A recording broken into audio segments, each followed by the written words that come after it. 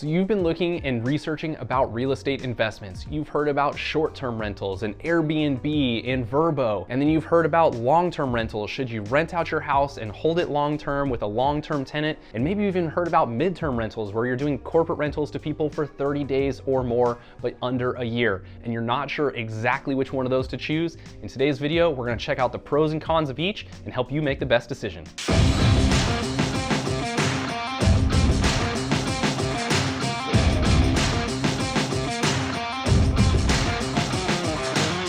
Hey guys, I'm Andrew Lewis, real estate investor and entrepreneur with over 10 years experience building and growing a real estate team and investing in real estate. Before we dive into today's video, make sure that you like this video, leave us a comment with any questions you have or thoughts you've got on the process. We'd love to answer those with future videos, and be sure to subscribe to this channel so you don't miss out on our future content. We're here to help you break out of your 9-to-5, gain financial freedom, and grow wealth through real estate. Let's dive in. If you're watching this video, you are not alone. I get calls all the time from first-time real estate investors and even some experienced investors that are confused on whether they should pursue their next rental as a short-term rental, a long-term rental, maybe even a mid-term.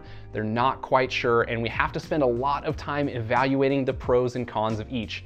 I'm gonna share those with you today, but I'm here to tell you there isn't a simple answer to which one is best for you. There's a lot that goes into it, how involved you wanna be with the process, how simple you want the process to be, and how much profit you're looking for. Let's dig in and find out what works best for you. Let's get started with short-term rentals. You've probably heard it before. This is the Airbnb, the Vrbo method.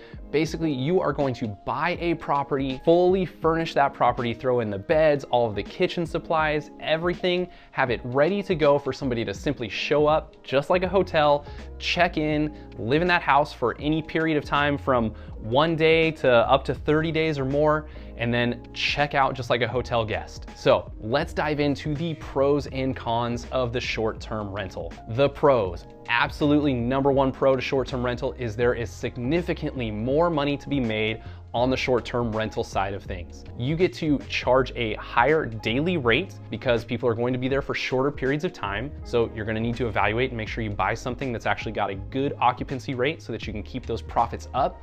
But overall, a short-term rental is going to make you much more money. There are other fees that go into it, and we can dive into that in other videos, but there's other fees that can go in that can actually help you continue to profit more on the short-term rental side. Now, the cons when it comes to short-term rentals are it's a very, very involved process. So when you're doing a short-term rental, you are simply in the entertainment business. You are there to make sure that your guests are entertained, that they feel loved on, and that they want to come back and provide that experience again. You're going to potentially be taking calls for downed Wi-Fi in the middle of the night, a refrigerator that stopped running. All of those things you're going to have to accommodate very, very quickly for a short-term rental guest to keep their experience going well. The other con is you've got a lot of money. Not only are you putting down payment up front, but you're also needing to fully furnish that property. And again, we're not just talking couches and rugs and TVs, but we're talking plates, forks, cups, knives, coffee makers, everything that you would need to actually live in a house. You basically need to prep as if you yourself are going to move into that property. So it's a bigger initial investment with bigger upside on the monthly cash flow side of things. Let's dive into the cons of owning a short-term rental. So while there is significant upside on the cash flow side of things, it's gonna come with many other cons or other things that you're gonna have to deal with to actually earn that cash flow. There's no such thing as free money, so more work is going to go into your short-term rental so you can earn more of the income. Con number one, you're gonna have to put out more money up front. You're going to put your down payment just like any other investment property, but then you need to fully furnish that unit. We're talking couches, rugs, sheets, towels, plates, forks, napkins, knives, everything, coffee makers, utensils, all of those pieces all have to go into that property so your guests can simply just move in and stay there as if they're in a hotel. Now, speaking of hotel, you are now in the hospitality business and entertainment business. You have to make sure that that guest is happy at all times. This is a much more involved process than a long-term or a mid-term rental. You may very well get calls in the middle of the night for the Wi-Fi being out, somebody that forgot the combination to get into the front door, the water heater went out. All of those pieces you are going to have to respond to very, very quickly, because these guests are basically like hotel stay guests. They're there for a very short time. They're going to leave you reviews about the stay there, and you're essentially running a hospitality business. They need to feel loved on, to leave you positive reviews, and you're always going to have to evaluate your process to make sure check-ins go smooth, repairs are taken care of, the Wi-Fi stays up, everybody is constantly happy during the process. And then con number 3, you have to deal with vacancy rates. So you're not going to sign a long-term contract and have somebody in there. You're going to have a 3-day stay, then a 2-day stay, then a 1-day stay, then a week stay, and those are all going to be spread out. So you have to account for vacancies in that property. Typically, weekends are going to be your highest occupied rate, and the weekdays are typically going to be vacant for you. So you're going to need to account for some of that. There's a little bit more stress that comes with that, because you're wondering, is there a booking coming? Oh my goodness, my October's not looking really good, but November is. It's much more running it like a business.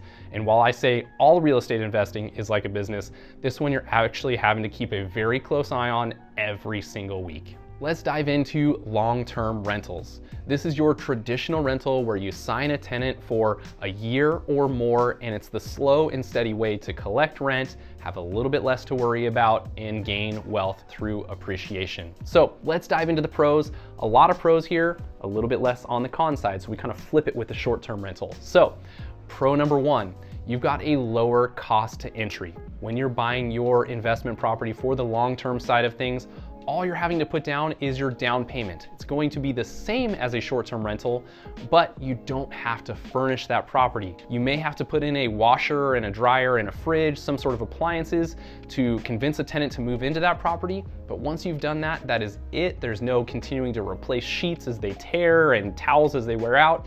It's short and sweet. You put your down payment and you can pretty much set it and forget it.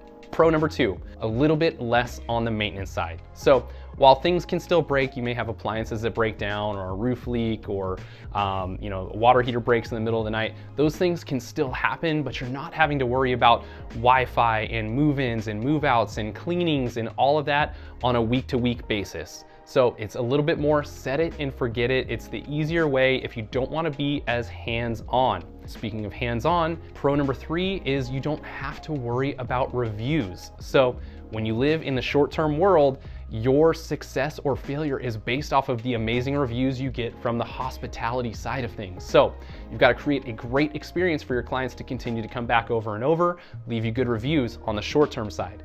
When it comes to the long-term side, you don't typically have somebody leaving a review saying, hey, great landlord, I would rent again, 10 out of 10, amazing experience, right? That stuff is typically left out. You may have a tenant that left with a horrible experience.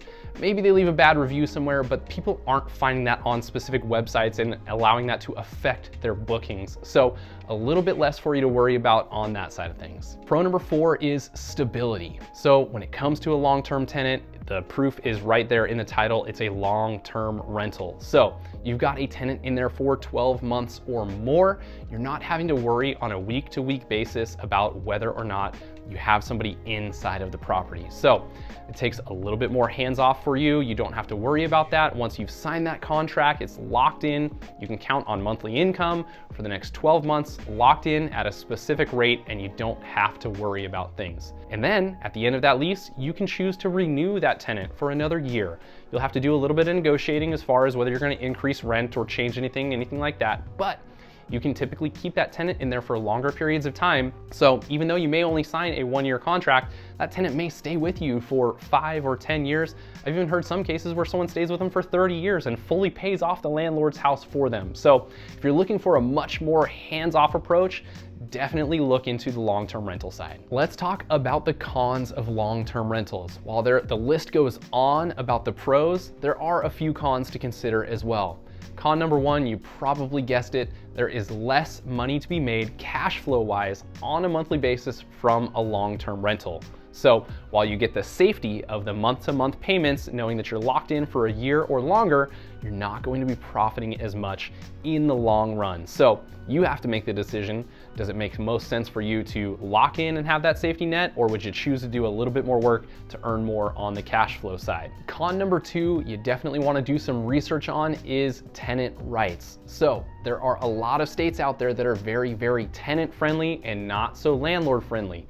So this can put caps on how much you can raise rent, how many times you can access the property, what kind of notice you need to get and give to the tenant before you access. There's a lot that goes into that, so you definitely want to make sure that you check with a real estate broker to make sure that they explain all of those to you so that you know exactly what you're getting into for your specific state. Now let's talk midterm rentals. So maybe you've heard of this, maybe you haven't, but this is kind of the newest segment that comes with rental property ownership. So a midterm rental is typically a contract of 30 days and usually stays right under the year mark. So kind of falls right in between the short-term and the long-term rental side of things. And typically these are going to be for traveling nurses, corporate leases, maybe someone's flying in, they need to live in an area to get an office up and running, and then they're headed on to the next job. So this is a great solution that allows for a little bit longer term contract and potentially a little bit more money to be made. So let's dive into the pros and cons. Pro number one for midterm rentals is there's a little bit more money to be made than long-term rentals. So just as the title says, it falls right in between the short-term and the long-term. So money-wise, on a monthly basis, you can pretty much take a number right in between the long-term and the short-term number, and that's what you'd be looking at. So you can potentially make a little bit more than the long-term side of things, but just under the short-term side of money. Pro number two is you get a little bit longer term tenant and you don't have to worry about vacancy rates just as much. So again, you're gonna see a contract come through for 30 to 90 to 120, 180 days, usually just right under that year mark. So you have a little bit less to worry about, you're a little bit less involved, you're not having to worry too much about check-ins and checks-outs and all of those pieces that go in. A little bit more frequent than the long-term side, but you can count on a little bit more steady income as you sign a contract with a midterm rental. Now let's talk the cons on the midterm rental side. So the first con goes a bit hand in hand with a pro, but it's the midterm contracts that you get. 30 days to under a year. So on the long-term side, you've got a much more longer-term contract, less to worry about. But when it comes to the midterm rental, you still might have some of those occupancy vacancies that you have to worry about as contracts expire and you start to bring in other tenants. So a little bit less to worry about than the short-term side of things, but a little bit more to worry about than the long-term side of things. Con number two is on the operations side of things. It is a bit more hands-on. Again, it's gonna fall right in between short-term and long-term rentals, but you're gonna have a few tenants every single year. So you're gonna have more check-ins, more check-outs, more people to get logged onto the Wi-Fi, to gain access to things. All of those pieces are gonna run together. You're still gonna have some of the maintenance side of things that people are gonna call for. And again, you want to keep some of those people happy because you may have corporate contracts that keep people coming back over and over and over again. And there are sites that do keep track of some of those reviews. So a little bit more hands-on when it comes to the midterm rentals. The last con to consider when it comes to midterm rentals is your initial investment cost. So this one is actually a tie with the short-term rental. You're going to need to put in all the same amount of money that you would on the short-term rental side. Not only your down payment, but you have to furnish the unit, put all the furniture in there, all the kitchen utensils, all of those pieces, towels, sheets, every piece, so someone can just show up with a suitcase, move in and live there on that side. So you're gonna put in a little bit more money up front so that you can make a little bit more in the short to midterm rental side of things. Thanks for watching. I hope this gave you some clarity on what method is best for you. Obviously, there's still research to be done for each of those scenarios for whatever state and area that you're looking into. I'm happy to get you some information if you have questions on any one of those. As always, make sure that you like this video, leave us a comment, any questions you may have, comments, we'd love to hear those to create some future content, and be sure to subscribe to this channel so you don't miss out on future videos. We're here to help you break out of the 9 to 5, gain financial freedom, and grow wealth through real estate. We'll see you next time.